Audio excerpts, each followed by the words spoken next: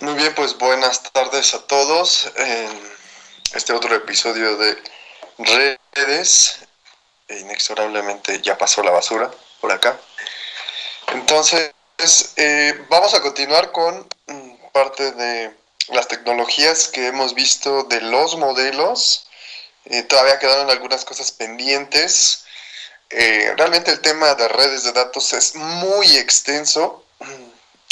Requeriría más de un curso para ver esto a detalle y profundidad. Vamos a ver hoy en día también las repercusiones de la parte vulnerable, que es la ciberseguridad, que tiene que ver en algunos aspectos de algunos protocolos que hemos visto y de formas de ataque que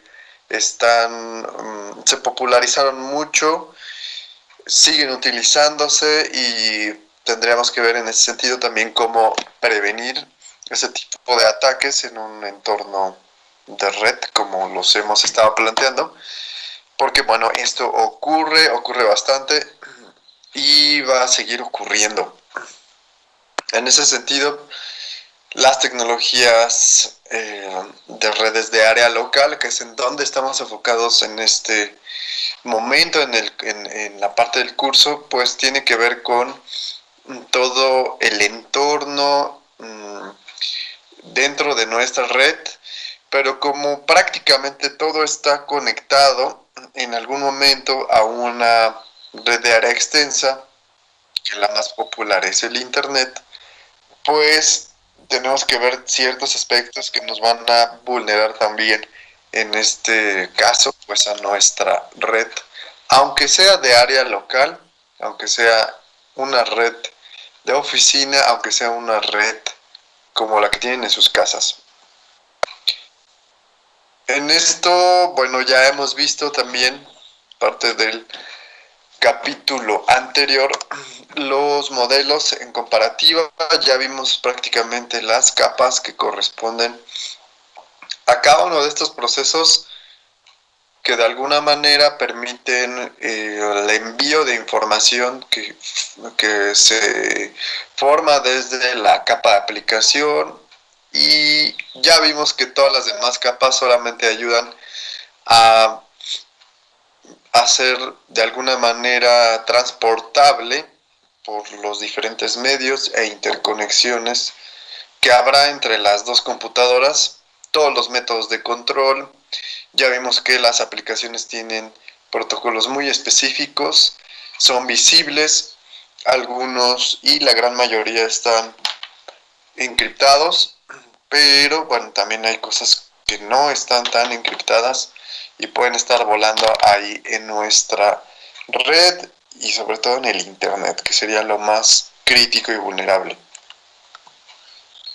También vimos parte de la capa de aplicación como una unión de dos subcapas, de forma que todo lo que está ahí en esa capa de aplicación también corresponde, sobre todo en el modelo TCP/IP, a estas funciones de la capa de presentación que decíamos ya tienen una función muy específica en el encriptado de los datos. Es aquí precisamente donde hacemos invisible nuestra información. Hay forma de desencriptar digamos, esos datos, pero bueno, aquí lo importante siempre es mantener las aplicaciones funcionando con el menor ancho de banda posible. No podemos tampoco ocupar demasiado ancho de banda, y eso lo sabe la capa de presentación. Por lo tanto, también tiene que codificar, pero también tiene que comprimir datos para poder funcionar, sobre todo en transferencias, como ya veíamos, de UDP, que requieren una presentación online. Y bueno, la capa de sesión, por otra parte, nos permite ya establecer estos diálogos, digamos, en el que yo inicio una sesión precisamente con mi equipo, tengo datos de usuario, contraseña, y realmente esto ya permite establecer toda la comunicación. Caso contrario, pues esto no ocurrirá a menos de que tengamos las llaves válidas en los dispositivos. Las formas en las que la capa de presentación, decíamos, está modificando los datos o haciéndoles ya la forma, la presentación correcta para las aplicaciones, es utilizando estos codificadores. No es lo mismo un archivo GIF, no es lo mismo que un JPG ni un PNG. Tienen características muy particulares que sí se pueden convertir uno a otro, pero precisamente esos convertidores online y de escritorio lo que hacen precisamente es darle ese formato para que sean posibles de leer en ciertas aplicaciones. También por este aspecto vimos lo que refiere a las redes point-to-point o punto a punto, que principalmente están orientadas a que podamos estar ofreciendo un servicio como servidor, digamos, y yo me conecto directamente a ese servidor como cliente y podría estar obteniendo un servicio o una información, un flujo de información a través de estas conexiones. Esto puede ocurrir en entornos tanto de redes locales, decíamos, pueden hacer que una de sus computadoras tenga toda la información, digamos, y todos los demás equipos podrían estar haciendo este tipo de conexiones. Alguien tiene que ser el servidor y otro el cliente, a eso se refiere, pero también podríamos hacer servidores que ofrezcan servicios como la impresión, puede ser también otro tipo de servicios mientras esté conectada a la computadora. Y también, bueno, ya hay dispositivos, decíamos, que ofrecen este tipo de redes punto a punto, en el que la impresora ya es un servidor y ni siquiera es necesario que conectemos una computadora a la red.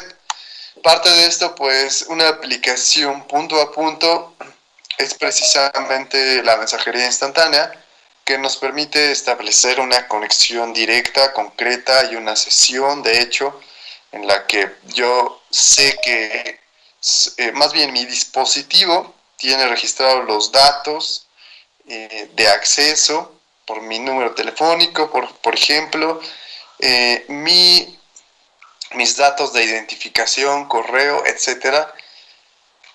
Y eso permite que exista una conexión de este tipo, punto a punto, en el que los dos elementos de aquí ya se están conectando e incluso puede haber una transformación, o más bien es una fusión en la que el cliente y servidor son el mismo y puedo enviar y recibir mensajes. Entonces tengo las dos funciones. Este modelo que decíamos pues ya permite establecer lo que se conoce como el download y el upload de archivos, sobre todo información, datos, streaming, que todo pueda estar relacionándose con algún cliente. Recuerden que esto, bueno, está validado seguramente por alguna sesión gracias a la capa de sesión, y todo lo que vendrá relativo a la transferencia o intercambio de información, pues depende precisamente del rol que tenga. Yo soy servidor y tengo toda la información. Si eres cliente, puedes descargar. Pero también siendo cliente podría hacer una carga, es decir, a la inversa, de los archivos hacia un servidor. Eso ocurre muy frecuentemente. El ejemplo más claro son las nubes de los correos electrónicos. Antes no existían esas nubes y todo tendría que ser cargado en un servidor que tenías que comprar, que tenías que administrar. Y bueno, ya esta evolución de los sistemas también, digamos que orientados al servicio, pues permite que puedas subir a un servidor. Tú no sabes ni siquiera cuál es el servidor, pero tienes una nube. Incluso tus datos pues pueden estar distribuidos en diferentes servidores. Eso ya es problema, por ejemplo, o de Google o de cualquier otro de estos servicios que permiten hacer upload y download mientras tengas obviamente las credenciales correctas. Eso funciona así. Por otra parte, bueno, este protocolo que ya veíamos tiene una característica particular que nos permite hacer la consulta, ya decíamos, a las páginas web. Hoy vamos a ver cómo se resuelve esto. Al menos vimos que nuestro explorador permite identificar estas partes del URL, que digamos que es el tipo de protocolo que utiliza el HTTP. Ya vimos que esa es la traducción, es un protocolo de transferencia de hipertexto. Recuerden que eso es lo que está en las páginas de internet. Y el nombre de servidor para nosotros pues es esa dirección, en este caso es www.cisco.com. Y habrá alguna referencia ahí del archivo que yo quiero descargar, o sea, la página. En pocas palabras, se llama así. Generalmente index.html en muchas de las páginas web es como la página principal, así se conoce. Entonces, bueno, un ejemplo muy típico de esto es que nosotros hiciéramos una consulta en nuestro explorador y nos brindara esta resolución. ¿Cómo lo hacíamos? Decíamos, esto es a través de una solicitud que se llama GET, y eso hace que la página de internet nos responda. Esto, viéndolo ya un poquito más gráfico, nos permite que el protocolo pues haga toda la chamba teniendo únicamente la dirección de internet en el URL. Aquí ya vemos cómo el host lo identifica y dice, ah, bueno, tú quieres ingresar a www.cisco.com. Por lo tanto, yo voy a hacer la operación de tipo get. Noten cómo ni siquiera yo le estoy poniendo la página index.html, pero él sabe que precisamente todas las páginas de internet tienen una página principal que así se llaman index. Entonces lo que hace es hacer la solicitud con la operación get, utilizando la versión de HTTP en este caso, que no es tan segura, decíamos, pero así permite hacer la descarga de nuestra página web.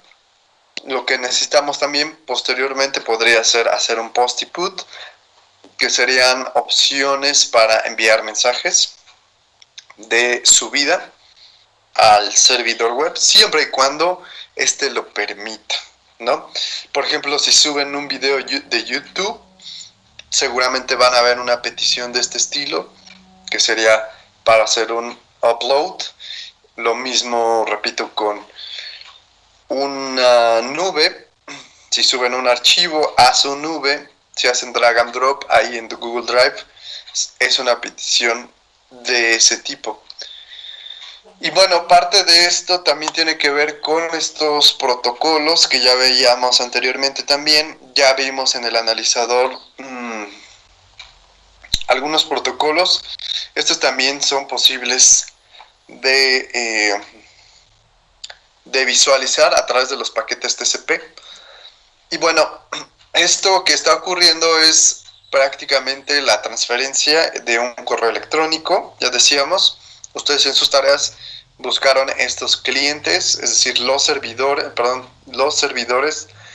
que me permiten hacer la subida de los correos, almacenarlos, pero también hacer la descarga o el POP para que me lleguen a mi correo, a mi bandeja de correo, mis mensajes, los que yo tenga por ahí, que alguien me haya enviado. Y el protocolo SMTP lo que hace es pues mantener esta comunicación directa con, puede ser este emisor. SMUA es precisamente el agente de usuario de correo. Eso que es cuando tiene instalado Outlook, pues es precisamente eso. Puede ser el mismo Outlook, pero desde internet, desde el navegador web. Sigue siendo el MUA.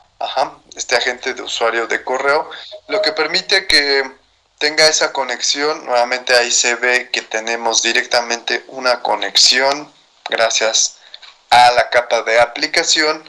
Si no tuviera mis datos correctos de usuario y contraseña de mi correo, pues eso sería imposible. Pero bueno, lo que ocurre aquí es que el agente de transferencia de correo, o sea, el SMTP, pues nos va a permitir almacenar ese correo, pero también a su vez dice si está dentro de la lista de los destinatarios, o sea, está registrado en hotmail.com, está registrado en gmail.com o en cualquier otro servidor de ese estilo, y pueden mandarme mensajes diciendo que estoy loco y que esa dirección no existe. Si existiera, pues almacenará nuestro correo, y la conexión de hecho ya vimos que es a través de ese nombre de servidor. Ustedes ya vieron cuál es el servidor, el nombre específico y el puerto por el que se conecta para hacer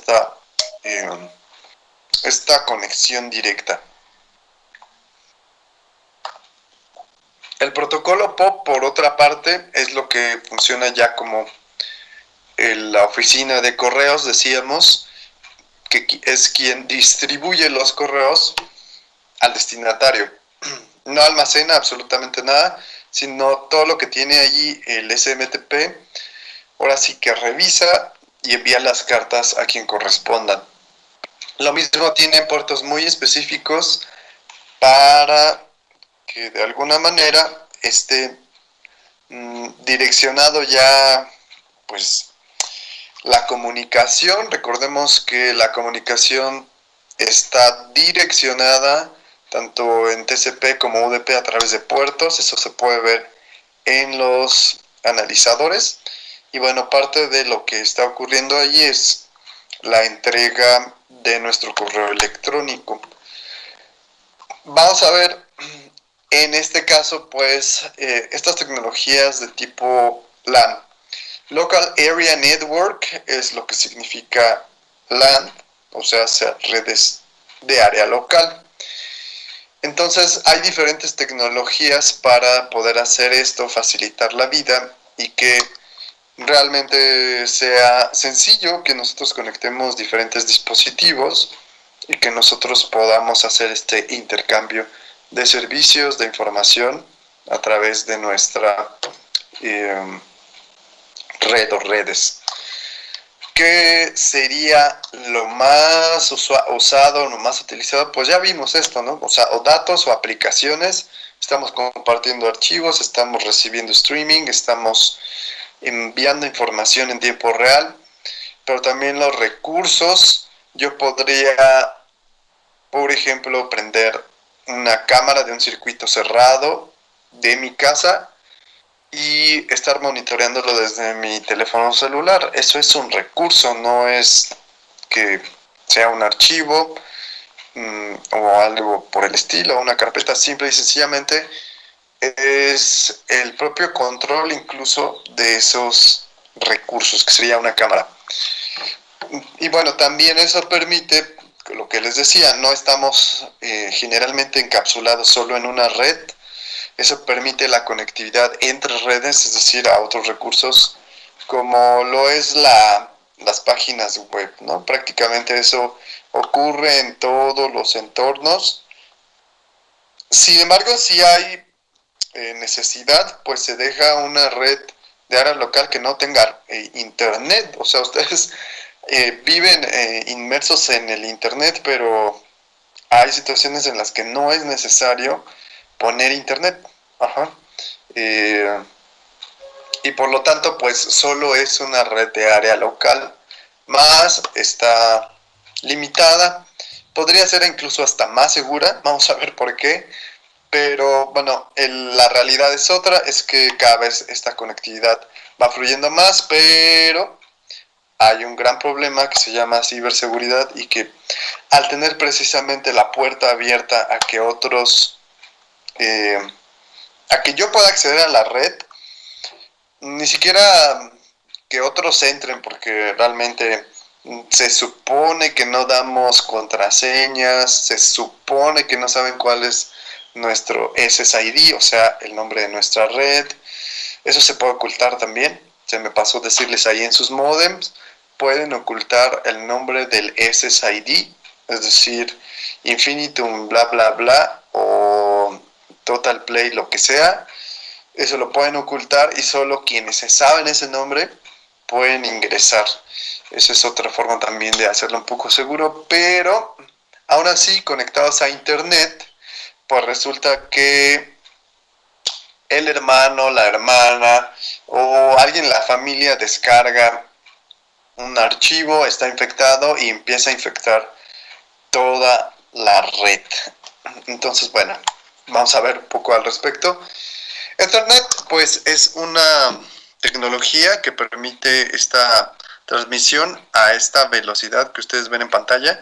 Es una tecnología que utilizamos bastante en relación, pues, a todo lo que es la conectividad. Vamos a ver las diferencias que existen entre estas diferentes tecnologías.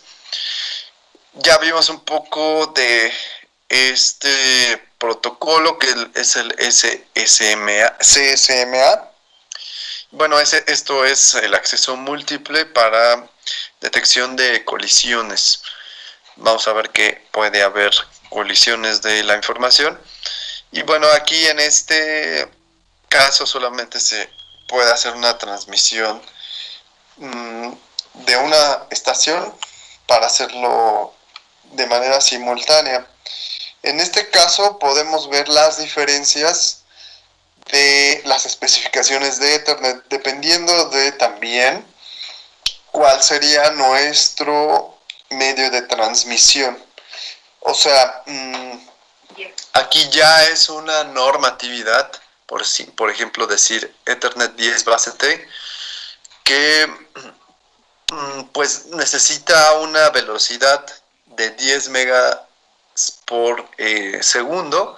Por lo tanto, lo que necesitamos, de acuerdo a lo que ya habíamos visto, pues es un cable de par trenzado. Como ya los vimos, aquí ofrece una velocidad y sobre todo la distancia que podemos conectar, es decir, no podemos conectar más allá de 100 metros de cable. Lo mismo ocurre con todas las que están ahí. Vemos desde fibra óptica, puede haber incluso a altas velocidades de gigabit, por ejemplo. Pero recuerden que cuál es la diferencia, que unos cables son más rápidos que otros, aunque sean par trenzado, son más rápidos porque tienen oro y precisamente eso es lo que los hace más rápidos y veloces. También ya vimos que hay diferentes tipos de fibra óptica y diferentes velocidades, entonces solamente lo que estamos marcando aquí son las especificaciones de la norma, porque los equipos están hechos para correr a tales velocidades. Si yo le pongo, pensando en una analogía, en una bomba de agua que pues tiene una capacidad muy grande para, por ejemplo, subir el agua de un primer piso, de una planta baja a tercer piso, una bomba de agua, pero si el tubo es muy delgadito, pues no va a poder aprovechar toda esa capacidad, ¿no? Y por el contrario, si tenemos un cable o un tubo muy grueso y pues la bombita no da el ancho, pues va a ocurrir lo contrario. Lo mismo ocurre aquí. Y bueno, esto ya hemos visto cuáles son las características de los cables. Simple y sencillamente esta es la diferencia, pero de los equipos. Aquí la importancia es los equipos, qué especificaciones tienen, a qué velocidades corren, y con eso nosotros tendríamos, obviamente, que elegir un cable adecuado o un medio de transmisión. Entonces, bueno, parte de esto, bueno, son estas tecnologías. Una de ellas es Fast Ethernet y Un switch, de hecho, es como el que ven ahí en la imagen, es muy parecido. Noten que ahí simple y sencillamente tienen las entradas del Ethernet. Generalmente, como es Fast Ethernet y la velocidad pues está ahí por los 100 megabits por segundo, no necesitamos, por ejemplo, fibra óptica, necesitamos este cablecito. Entonces, ahí están las referencias de los cables que se utilizan para esta conexión. Por acá en Gigabit Ethernet, pues aquí tenemos ya especificaciones que se necesitan más velocidades. Recuerden que aquí el equipo es el que demanda la conexión más grande y bueno, y si no da el ancho, pues también no funcionará correctamente.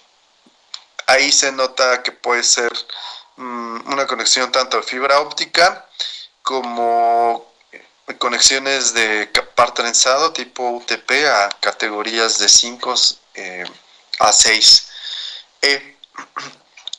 Aquí ya es más alta la velocidad, nosotros vemos la diferencia que corre incluso hasta 1 gigabit por segundo, que es de hecho lo que se supone que nos va a ofrecer Wi-Fi 6, muy cercanamente a estas velocidades que difícilmente tendríamos con cable. Y bueno, hay otra que también es mucho más grande el ancho de banda. Este es un equipo, de hecho es un equipo Cisco, así se ven como tales. Tienen un montón de conexiones, pero este equipo, a pesar de que se ve muy simple, muy delgadito y todo, pero permite ya una transmisión a altas velocidades y bueno, pueden utilizar diferentes elementos. Este solamente el que está ahí en la pantalla es de obviamente par trenzado, ahí está el RJ45, pero yo también podría tener conexiones de tipo fibra óptica para tener estas altas velocidades, sobre todo en ambientes corporativos que necesitan alta disponibilidad, pues se necesita algo así. Por otra parte, esta tecnología que ya habíamos visto un poquito, que es Token Ring, permite establecer ciertos tipos de redes que decíamos son parte de las configuraciones con las que nosotros podemos estar jugando para crear redes diferentes. Eso crea una necesidad de transmisión de datos, de información, y no siempre van a ser las mismas configuraciones, vamos a ver diferentes configuraciones. Esta es una tecnología que pareciera anticuada, pero sí se utiliza y hay formas en las que nosotros podemos hacer, incluso con autómatas que estén enviando ahí información en una pequeña red o en una gran red. Token Ring pues es este anillo con el paso de un token. Vamos a ver, estos son los pasos, digamos, por los que funciona. Este token, decíamos, es una especie como de llave y va a estar circulando por la red de manera constante. Esto va a hacerse hasta que alguien decida enviar información. Lo que ocurre es que alguien, si lo identifica, pues tiene alguien, me refiero a un host dentro de la red, tiene que hacer un cambio del primer bit y puede agregar unos datos ahí. También viene la información de la dirección, así como vimos los paquetes de TCP y de UDP. Recuerden que viene mínimo, pues es eso, no es como las cartas de quién, para quién, y pues lo que viene dentro, que es la información. Aquí también ese token entonces se modifica y además del token viene esta parte de los datos, dirección y quién lo manda. Con esto, bueno, puede estarse enviando esta información y lo que ocurre es que aquí cada uno verifica si es para mí, entonces no es para mí, lo dejo pasar el paquete y así sucesivamente hasta que encuentra alguien que dice, este paquete es para mí. Esto verifica que la información sea correcta y bueno, De aquí ya se hace el ACK, algo así como el acknowledge de que lo recibió y se vuelve a enviar. De ahí, pues lo último sería retirar este frame, así es marco, pero es un frame, ya vimos cómo son los frames, y se crea otro token diferente. Hola.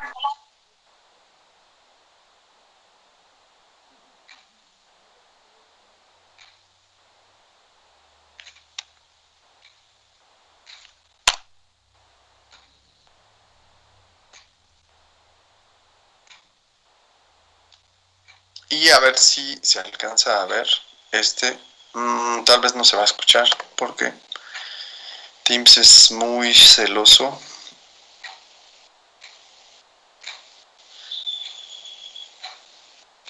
Siempre se me olvida que hay que habilitar el audio desde aquí y demás. Ya debería tener eso como por default, pero bueno.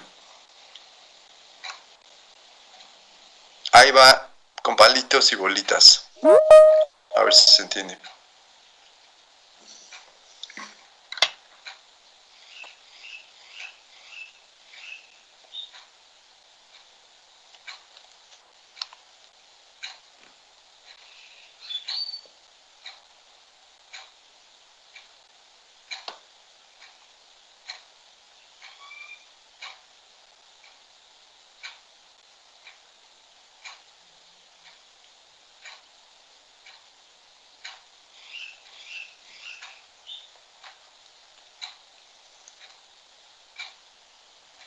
Entonces, bueno, ahí está el token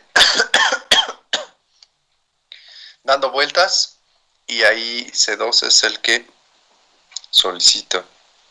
Le va a enviar a C4.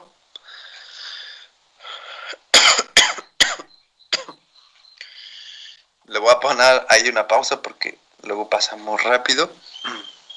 Entonces, ahí ya hubo comunicación, la trama la envió de C2 a C4 y C4 pues va a copiar la trama, la tiene en su memoria, la guarda y indica que le llegó. Ajá.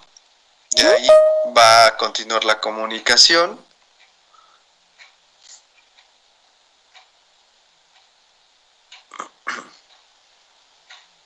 El C2 es como si le llegara una CK.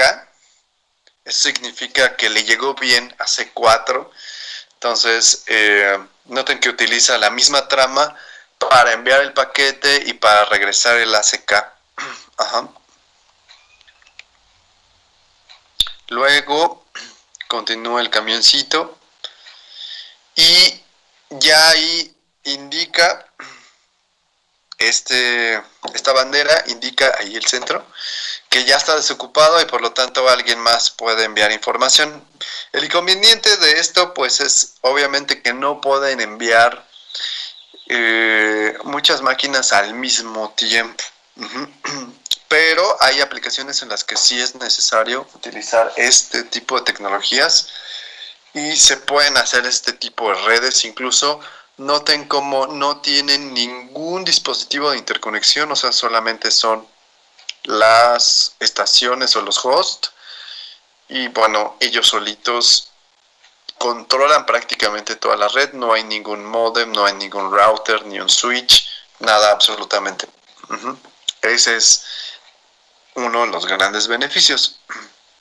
Y bueno, DNS, ya habíamos hablado respecto a cómo HTTP hace la consulta a través de nuestros navegadores web para poder decirnos la página de internet. Ya vimos también SMTP y POP3 que de alguna manera nosotros ya podemos determinar quién tiene esa dirección IP o cuál es la dirección IP del servidor POP3 o el SMTP. Eso es fundamental. ¿Por qué? Porque cuando enviamos un correo electrónico, si ponemos la dirección de correo y demás, lo primero que tiene que hacer es, recuerden, enviar al servidor SMTP Y ese servidor ya vieron que tiene un nombre, su nombre de dominio. Pero el nombre de dominio no me sirve absolutamente para nada. El nombre de dominio en redes nos sirve nada más a nosotros los humanos para acordarnos de los servidores, por ejemplo, de google.com. Si yo me aprendo la dirección IP de google.com, pues sería muy complicado aprenderme todas las direcciones IP de todos los servidores. Entonces, esto surge la necesidad de que un servidor o varios servidores llamados DNS hacen esta traducción de la dirección del nombre de dominio a la dirección IP. Ajá.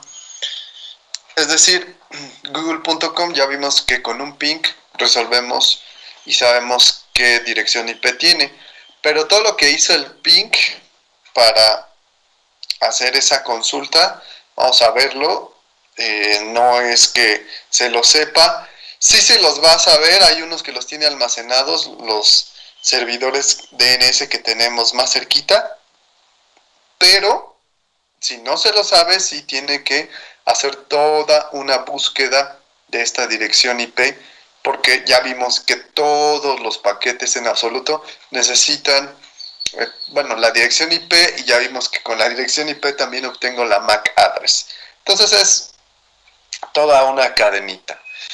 Aquí lo que vamos a identificar son de los tipos de dominio, cuáles son los que hemos visto. Incluso vemos un dominio y generalmente vemos www. Ajá. Hay de estos niveles, es decir, siempre vemos como este primer nivel que son los .com, ajá, pero a veces está .com.mx, entonces hay segundo y tercer nivel. Esto ya es toda una jerarquía que está establecido, y eso permite como seccionar, o sea, hay un montón de páginas de internet, de servidores, y la única forma de hacerlos un poquito más detectables es seccionándolos. Por ejemplo, por eso ven ipn.mx, por ejemplo. Directamente el servidor de nombres de dominio de México busca en México, no busca en todo el mundo, sino sería una búsqueda muy larga y entrar a estas páginas sería una lata. Entonces se clasifican por nivel, se clasifican por región, para que de alguna manera esto sea mucho más fácil la búsqueda. Estos son algunos elementos que ya vimos. Recuerden que el protocolo puede cambiar. No sabía, por ejemplo, que pueden poner FTP // y pueden conectarse a un servidor FTP a través de su navegador web. Tal vez por ahí alguien ya hizo ese tipo de conexiones, le pasaron un servidor FTP que tiene archivos y se ven como carpetas ahí, pero recuerden que este servicio, este protocolo es muy inseguro también. Y bueno, HTTP ni se diga, por eso siempre es mejor ver HTTPS. Y bueno, por otro lado, los nombres de dominio, pues ya lo sabemos, ¿no? Por ejemplo, google.com, pues es Google, YouTube y todos los nombres de las páginas que se les ocurran. Esto es un servicio. Recuerden que alguien, si quiere montar su página de internet, bueno, están las páginas de Wix, pero si lo quiere hacer bien, lo que tiene que hacer es rentar un nombre de dominio o comprarlo. Hay muchos nombres de dominio que ya están vendidos. Pueden comprárselo a alguien más, pero esas páginas son únicas, por lo tanto son irrepetibles. Y bueno, también depende de este elemento que es el dominio de primer nivel o TLD. Estos son los que más comúnmente vemos. Por ejemplo, todos los que son de gobierno, en Estados Unidos son .gov, pues que, porque es government, no de gobierno con B de burro. Entonces hay los .edu también, hay varios. .org son organizaciones sin fines de lucro. .com, el .net que también ya era muy viejito y así, un montón. Y regionales pues son esos, ¿no? Los más comunes, por ejemplo, .ar, los argentinos, ¿no? Mexicanos, colombianos, españoles, franceses, etcétera. Ajá, entonces ya no hago la búsqueda en todo el mundo, repito, sino voy discriminando ya a ciertas regiones y encuentro mucho más fácil mi servidor. Esta es una forma muy simplista de lo que es la búsqueda de los nombres de dominio, pero bueno, vamos a ahondar un poquito más en esto. Y bueno, como soy menor de edad, no me deja ver supongo.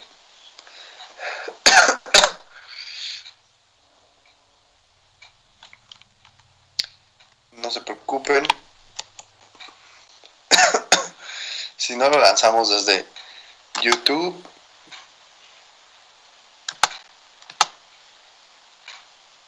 A ver.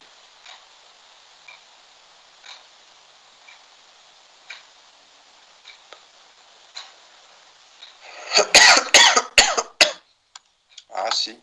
Resulta que no, que soy menor de edad y no me deja. Pero, pues, ya que lo tenemos acá, supongo que no debería haber problema.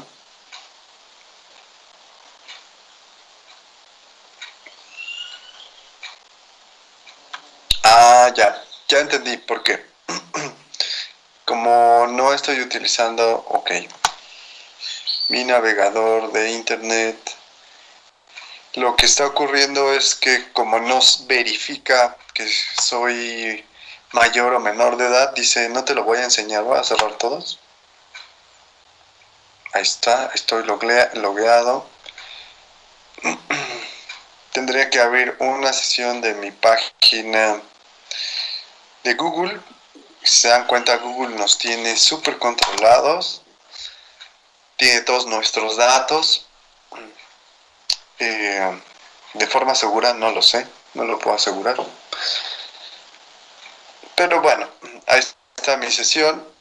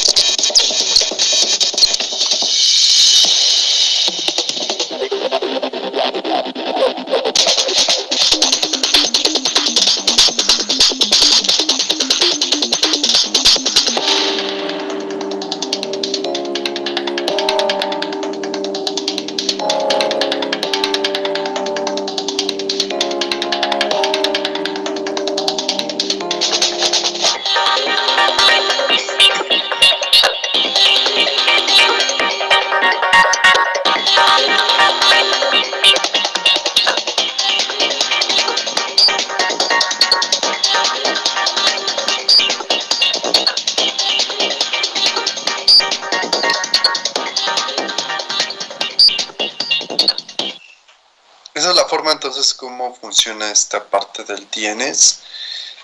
Repito, de manera muy simple, lo que ocurre es lo siguiente, es que el cliente, o sea, tú cuando haces una consulta de una página de internet específica, el paso 1 está ahí, esa es la página de internet, no se sabe, sobre todo si tienes una consulta, una primer consulta de esa página de internet, el primer servidor DNS, el que se encuentra, tiene que verificar que si no tiene ahí nuestra información de esa IP, pues tiene que hacer la consulta a otros servidores de DNS que tienen todos los nombres de los dominios. Y bueno, lo que ocurre ahí es que si no lo tiene, entonces se va al paso 2, si notan está hacia arriba, y se va a un servidor raíz. Este servidor raíz tiene una dirección IP diferente, por lo tanto, primero busca el dominio .es, así como ocurrió en el ejemplo pasado. Lo que obtiene pues es una respuesta, pregunta o hace una pregunta a otro servidor que es el 195.81.201.11, que es el de abajo, el del medio, a la derecha. Por lo tanto, tiene que hacer el paso 4 y preguntar si ese es el servidor para los .es. Después la respuesta, que es el paso número 5, como dice que sí, pues hace la pregunta para solamente el dominio de zeppelinux.es. Y bueno, ese se consulta a este último que está hasta abajo a la derecha. Es el paso 6. Y bueno, sí, este ya le dice que él sabe cuál es la dirección IP de la página de internet consultada, y lo que regresa en el paso 7 pues es la dirección IP. Esa ya se manda, siempre hay un DNS primario que es el que nos queda más cerca, y ese reenvía, y simple y sencillamente es la comunicación de todos estos servidores para que me puedan responder cuál es la dirección IP de un servidor que yo estoy consultando. Eso incluso ocurre no solo en la consulta de HTTP, en el URL, sino que cuando hago yo un ping, precisamente lo que resuelve inmediatamente, como se dieron cuenta antes de echarle azúcar al café, me dio la respuesta de toda esa consulta de esos servidores DNS, pues nos permite precisamente consultar las páginas de internet. ¿Qué pasaría si no hubiera servidores DNS? Tendrían que aprenderse las direcciones IP de todas las páginas de internet. Al menos algunas las tendrán en lo que se llama caché, sobre todo algunos DNS cercanos, pero si no hubiera sería un caos total porque no podrían consultarse las páginas de internet, repito, se las tendrían que aprender de memoria. ¿Cómo pueden ustedes consultar esta información de la parte de los servidores DNS, de cómo se están resolviendo, cuáles son las direcciones? Sí se puede hacer con este comando a través de, nuevamente, símbolo de sistema, nuestro gran amigo, y así como se escribe, nslookup, y simple y sencillamente nos abre la aplicación. Lo vamos a hacer inmediatamente. Cuando nosotros le damos CMD, abrimos el símbolo de sistema, y cuando abrimos nslookup nos abre nuestro servidor predeterminado. Este es mi DNS que yo tengo más cercano, y esa es su dirección MAC address. Ahorita la vamos a ver en el analizador también. Aquí cuando yo hago una consulta, por ejemplo, de Google, ahí me dice exactamente cuál es la dirección IP. Uh-huh. Después ahí me aparece el nombre, el dominio, me aparece pues esta dirección de Google a la que yo puedo hacer referencia, pero puedo hacer no solamente las consultas ahí de ese servidor, sino podría hacer, por ejemplo, como hicimos la vez pasada, a el servidor SMTP de Google. Ajá, esa es su dirección IP. Ya ahí vemos cómo nos está respondiendo. Pues creo que se tarda más en imprimir los datos que en lo que envía la información. Uh-huh. Lo mismo con el POP, creo que es nada más así, SMTP, perdón, google.com. Ahí está. El otro servidor, note que son la misma dirección IP, eso también quería que vieran. Es decir, el servidor SMTP y el POP están en la misma dirección IP. Y bueno, este es el famoso NS lookup. Y bueno, pues tendríamos que meternos también por acá a nuestro ya clásico Wireshark.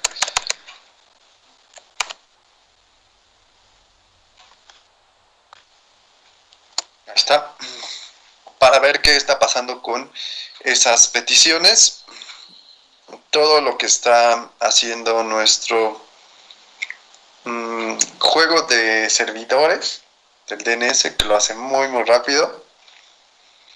Seguramente ya lo había consultado, he consultado muchas veces google.com, entonces también por eso lo encuentra, pero vamos a hacer otra prueba. Recuerden que yo estoy enviando paquetes en este momento con ustedes y ustedes los están recibiendo. Y bueno, lo que voy a hacer más bien es una consulta de un dominio que seguramente no existe. Página chafa.com.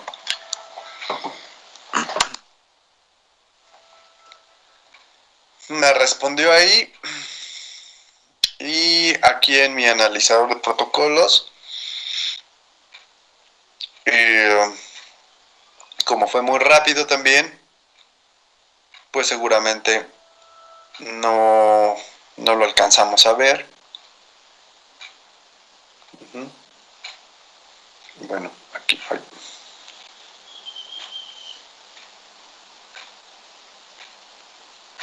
Yo puedo hacer el filtro entonces de DNS. Noten que ahí está un query de youtube.com. Noten que empieza aquí, de hecho, y termina en aquí mismo. Noten las flechitas. Ajá. Esa sí es una página que resolvió correctamente. Es un query, recuerden que es una consulta. Standard query es una consulta estándar. Y lo que vamos a verificar es que el destination es este address. Ese es mi servidor DNS primario. Y noten, yo soy el source, obviamente. Pero este es mi servidor DNS primario. Uh-huh. Noten que es el mismo. Bueno, lo voy a poner a la par. Es el mismo. Ajá. Ese es el que me está respondiendo. Y de hecho se llama DN, porque es DNS 8245V. Es el que yo tengo más cercano. Esto también se los voy a pedir para que busquen cuál es el que tienen más cercano, me digan el nombre del servidor, su dirección y vamos a vernos aquí en el paquete. Noten que es un UDP. El paquete que está enviando es un UDP. Ajá. Ahí está, User Datagram Protocol. Y bueno, ya sabemos que la parte de las direcciones IP, de fuente y destino, ahí está, las acabamos de ver. Vienen tantos bytes. Realmente el paquete es muy muy pequeño. Aquí está el query. Ajá. o sea, la consulta no tiene ningún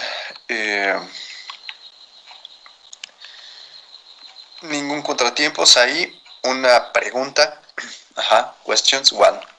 Y el query es precisamente ese. Vamos a abrirlo. Yo estoy preguntando por www.youtube.com. Es un tipo A y class in. Nota que, de hecho, aquí la respuesta está en el 3048. Es decir, el paquete siguiente ya me dio la response. Y bueno, aquí me dice, vamos a ver en el query, la respuesta. Aquí de hecho aparece cuál fue la pregunta y cuál fue la respuesta. Answers. Bueno, ahí está, lo voy a bajar un poquito. Y pues precisamente lo que yo quería, la respuesta, ahí está. Noten cómo hubo toda esa conversación ahí de entre los servidores DNS. Y esa fue toda la respuesta. Lo que ocurre, vamos a bajarle un poquito más acá.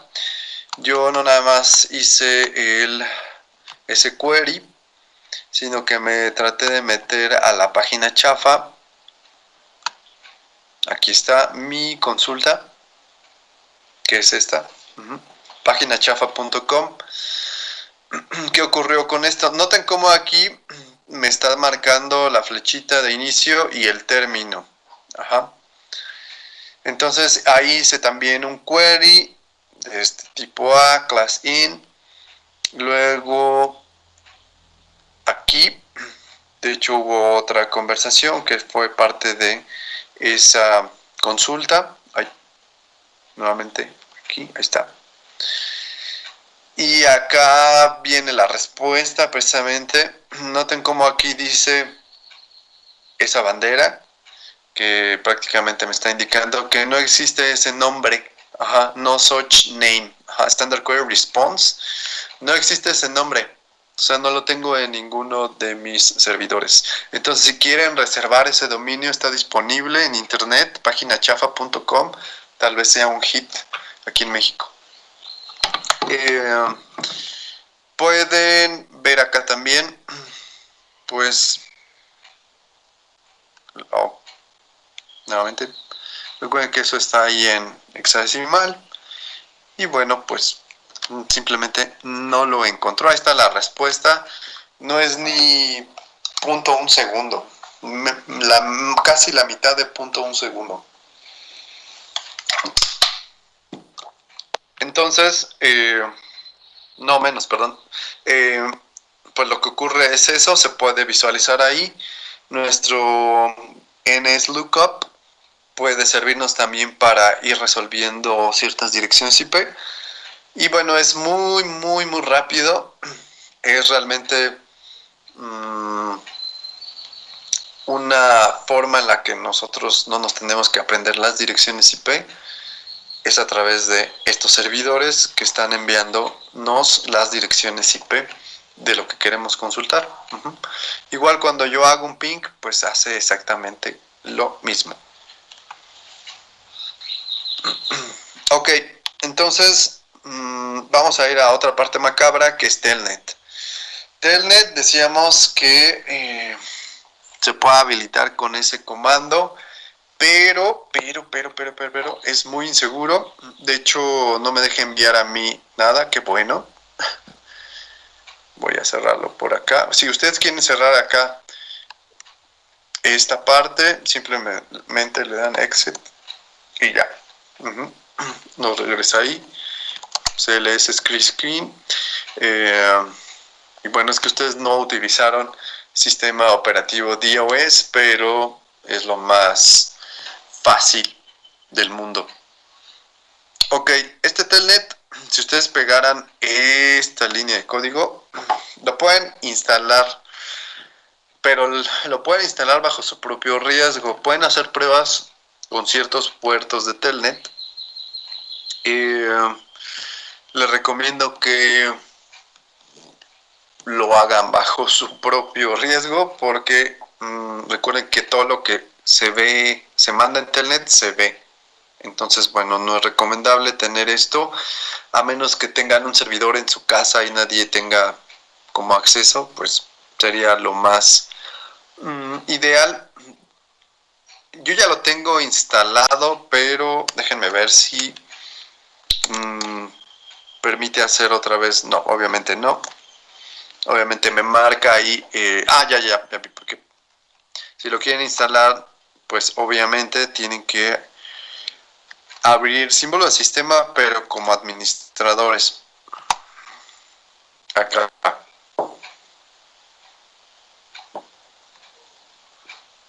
Y copiar ese comando. Lo que hace es precisamente hacer el enabling, o sea, instalarlo y ahí va cargando poco a poco. Todos los Windows tienen esta aplicación. También lo puedes hacer por el lado Java, que es en características del sistema.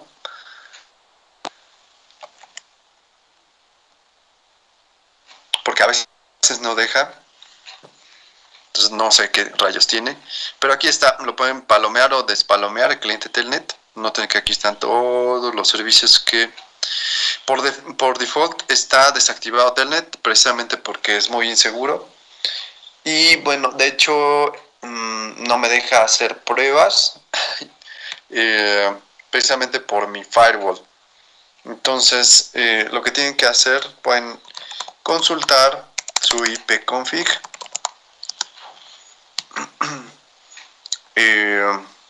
Pero tendría que ser ipconfig all.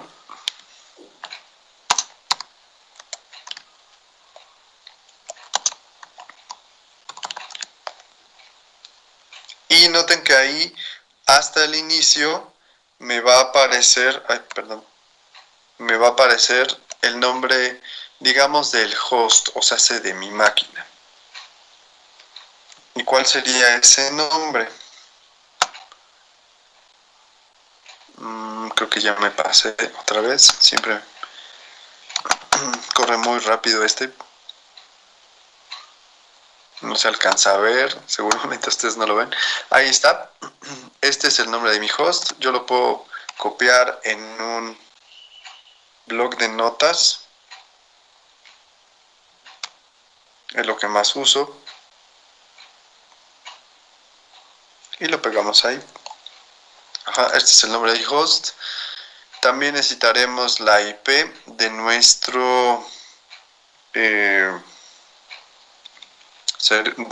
host. Y está por acá.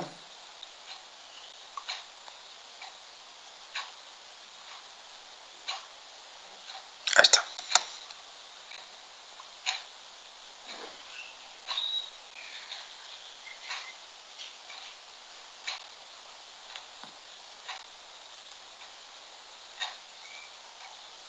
Bien, entonces ahí está. Ya tenemos nuestra dirección IP. Podemos hacer pruebas con el comando tal cual que se llama telnet. Yo lo tengo bloqueado, pero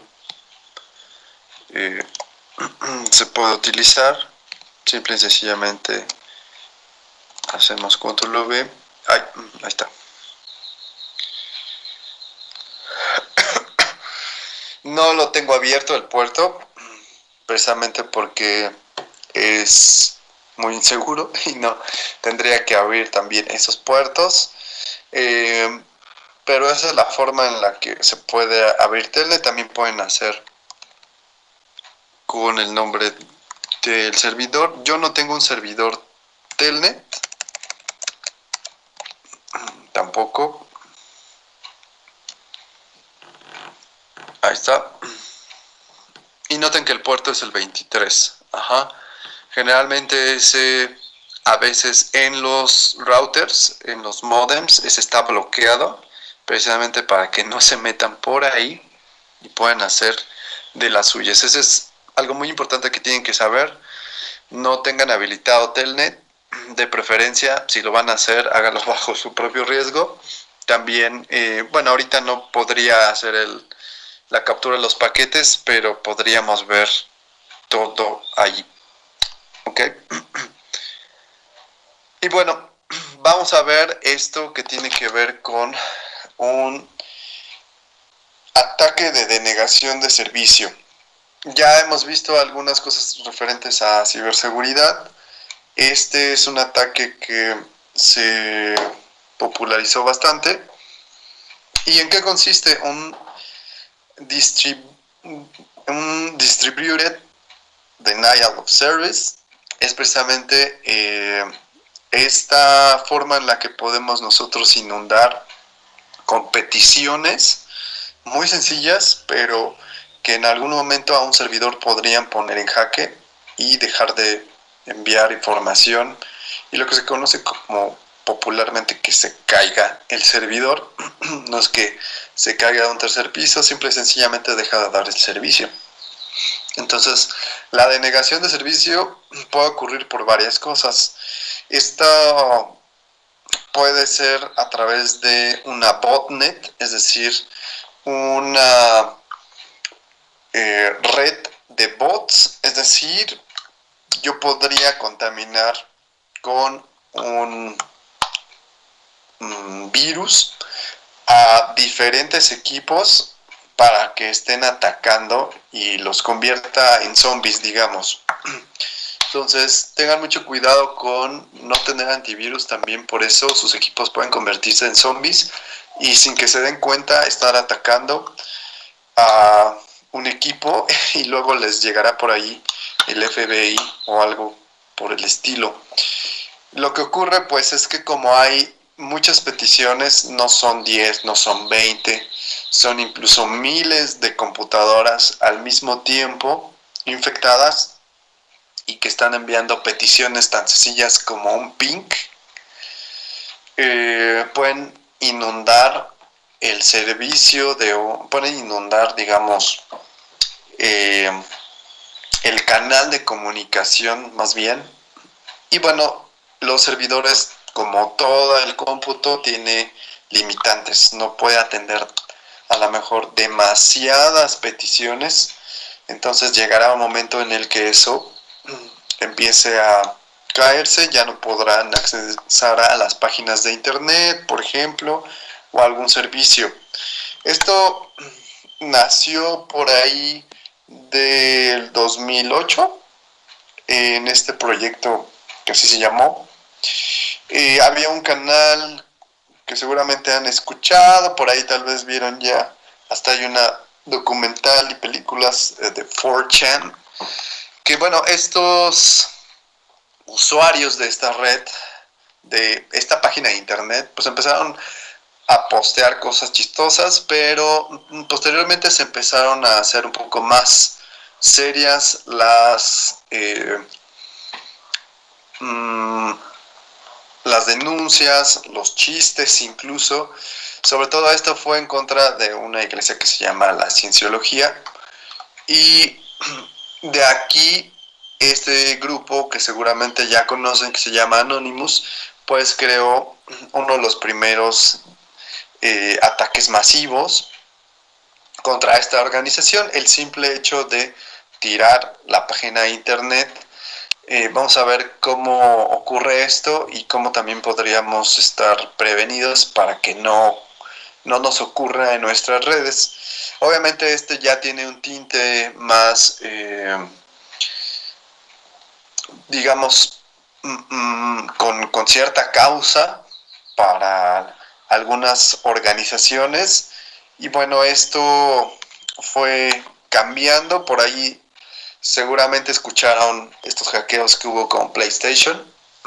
En el 2011 se vulneraron las cuentas de los usuarios, y bueno, por ahí esos ataques continuaron. En 2014 pues digamos este grupo de hackers, Lizard Squad, que ya ahorita parece que no están vigentes, igual hicieron un ataque a PlayStation, y tiraron esas plataformas.